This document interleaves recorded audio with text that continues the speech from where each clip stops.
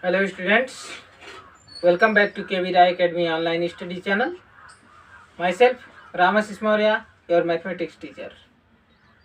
In previous video, we discussed about rational numbers and about non-terminating repeating decimal. In this video, we are going to discuss about irrational number. So, what is irrational number?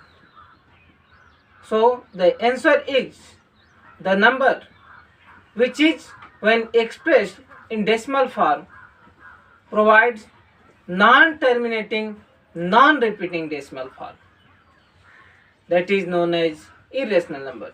Means irrational number are always in the form of non-terminating non-repeating decimal. For example, here you can see 0.1, 01,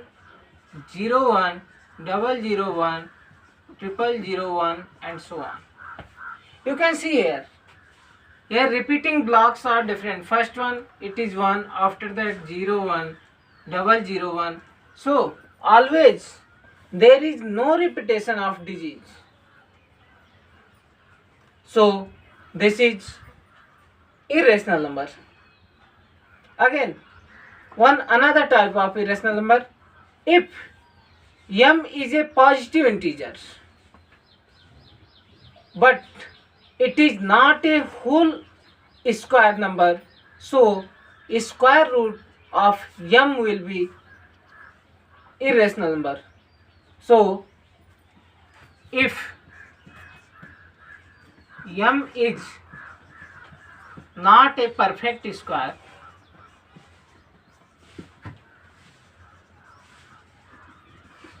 then root m is irrational.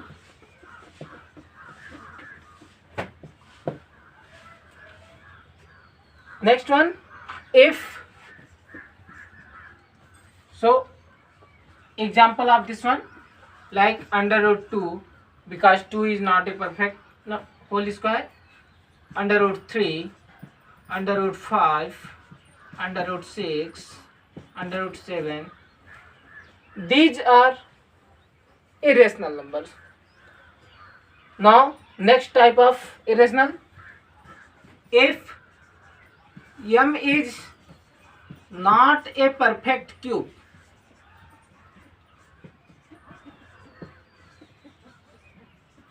then cube root of m is irrational.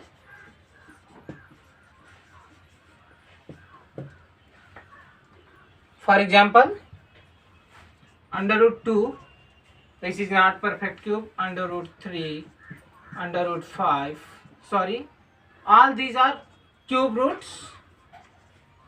So cube root 5, cube root 7, cube root 9. So these are also irrational number. Again, pi is an irrational number.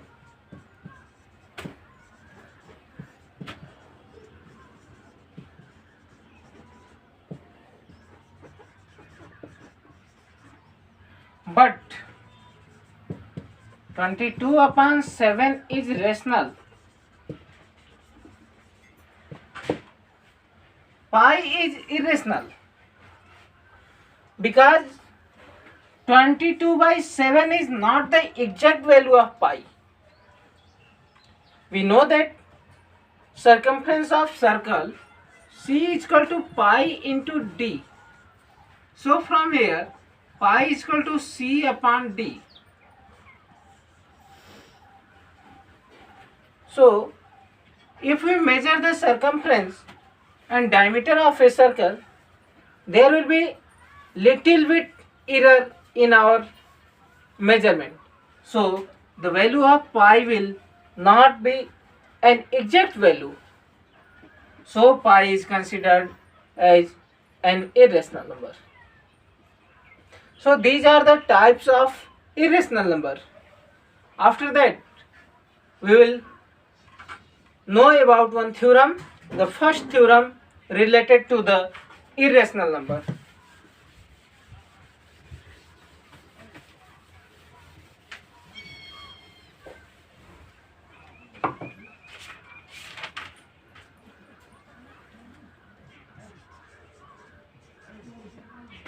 Theorem 1 or theorem first, that let P be a positive or P be a prime number and A be a positive integer.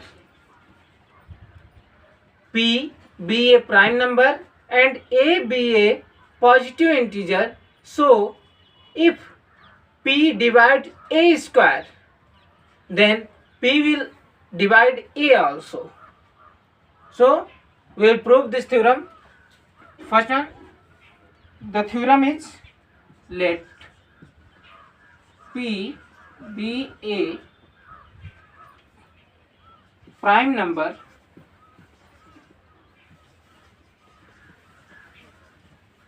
and A be a positive integer.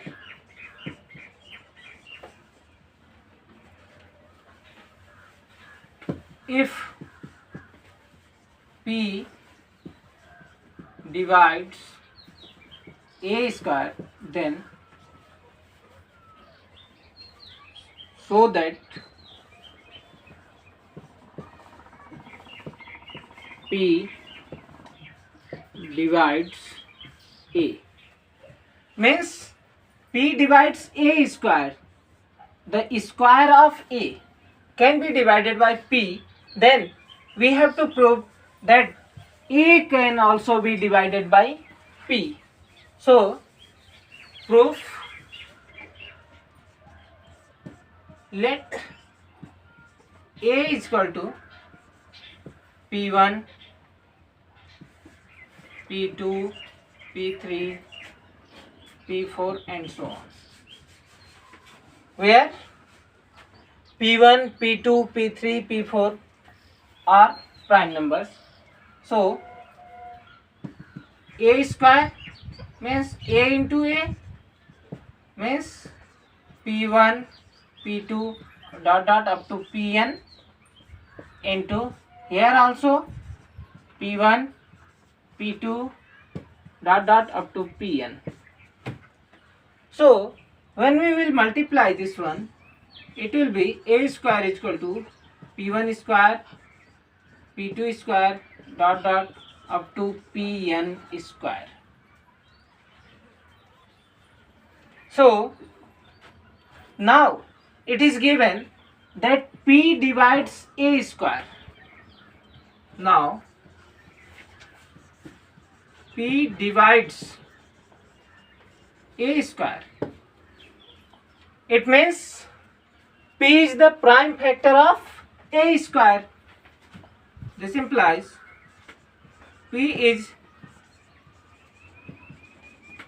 prime factor of A square and